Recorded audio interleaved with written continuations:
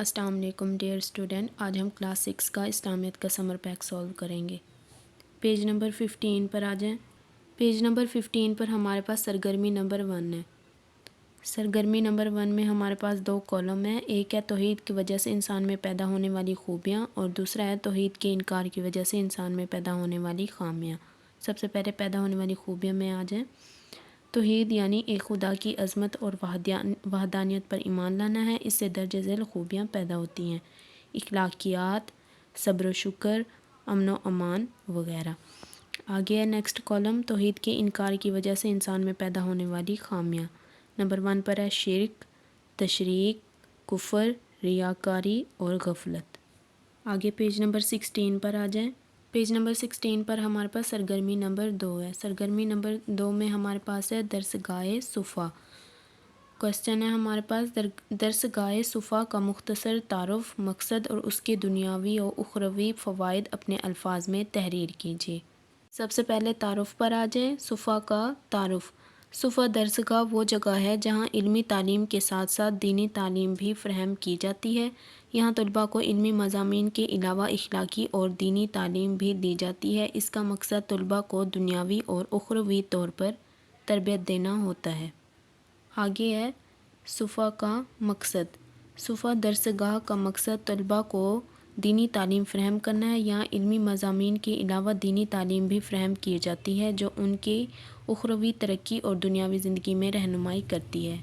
آگے ہیں جی فوائد: صفا کی دنیاوی فوائد میں علمی ترقی اور انسانی تربیت شامل ہے۔ یہاں طلباء کو معیشت میں کامیاب ہونے کے لیے ضروری علوم اور اخلاقی اصول سکھائے جاتے ہیں۔ آگے دیکھیں کوشچن، مقام صفا کی کوئی سی 2 تصاویر ذیل میں دی گئی جگہ پر چسپاں کیجیے۔ تصویر کے حصول کے لیے درج ذیل لنک سے بھی معاونت لی جا سکتی ہے۔ میں نے یہاں پر یہ 2 پکچر ڈرا کی ہیں، اگر آپ لوگ اس کے علاوہ کوئی اور بنانا چاہیں تو وہ بھی بنا سکتے ہیں۔ سوال دیکھیں، درسگاہ صفا میں کون کون سے علوم پڑھائے جاتے تھے؟ ذیل میں دی گئی سطور میں کوئی سے 6 علوم کے صرف نام لکھیے۔ نمبر 1 پر ہے فنون، سیکنڈ ہے علوم، تھرڈ ہے ادب، فورتھ ہے ریاضیات، ففتھ ہے تاریخ اور 6 ہے ہمارے پاس انسانیت۔ نیکسٹ پیج نمبر 17 پر آ جائیں۔ پیج نمبر 17 پر ہمارے پاس سرگرمی نمبر 3 ہے۔ سرگرمی نمبر 3 میں مشاورت کی اہمیت۔ پہلا سوال ہے ہمارے پاس، قرآن مجید کی روشنی میں مشاورت کی اہمیت بیان کیجیے۔ جواب ہے مشاورت کا معنی ہے دوسروں کی رائے لینا۔ اسلام مسلمانوں کو تمام معاملات میں مشورہ کرنے کا حکم دیتا ہے تاکہ بعد میں ندامت کا سامنا نہ کرنا پڑے۔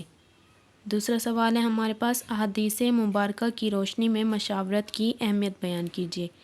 ترجمہ ہے اور ضروری معاملات میں ان سے مشورہ کیجیے۔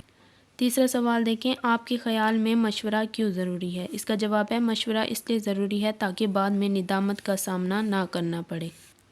چوتھا سوال ہے، کیا آپ نے اپنے معاملات میں کسی سے مشورہ کیا ہے؟ اگر کیا ہے تو آپ کو اس کا کیا فائدہ ہوا ہے؟ اس کا جواب ہے ہمارے پاس جی، میں نے اپنے معاملات میں والدین سے مشورہ کیا ہے اور میں ہمیشہ اس میں کامیاب ہوتی ہوں۔ آخری سوال دیکھیں، معلوم کر کے مشورے کے کوئی سے 5 آداب لکھیے۔ پہلا آداب ہے غلطی سے بچ جاتا ہے، دوسرا ہے نقصان اٹھانے سے بچ جاتا ہے، تیسرا ہے پچھتاوے سے بچ جاتا ہے، چوتھا ہے ہمارے پاس بہت سی نئی چیزیں معلوم ہو جاتی ہیں اور 5واں فیصلہ کرنے میں آسانی ہوتی ہے۔ آگے پیج نمبر 18 پر آ جائیں۔ پیج نمبر 18 پر ہمارے پاس سرگرمی نمبر 4 ہے اور یہ ہمارے پاس سولو کرنے والی لاسٹ سرگرمی ہے۔ اس میں ہے حقوق العباد۔ سب سے پہلے دیکھیں والدین کے حقوق۔ جواب ہے تمام لوگوں میں سب سے پہلا حق والدین کا ہے۔ ماں باپ اپنی اولاد کے لیے ہر دکھ اور تکلیف خندہ پیشانی سے برداشت کرتے ہیں۔ آپ صلی اللہ علیہ وسلم نے فرمایا، اللہ تعالیٰ کی رضا باپ کی رضا میں ہے اور اللہ کی ناراضی باپ کی ناراضی میں ہے۔ آگے ہے جی رشتہ داروں کے حقوق۔ ویسے یہاں پر بہن بھائیوں کے حقوق ہیں لیکن بچے نے یہاں پر رشتہ داروں کے حقوق لکھے ہیں تو آپ لوگ اس کو کریکٹ کر لیں گے۔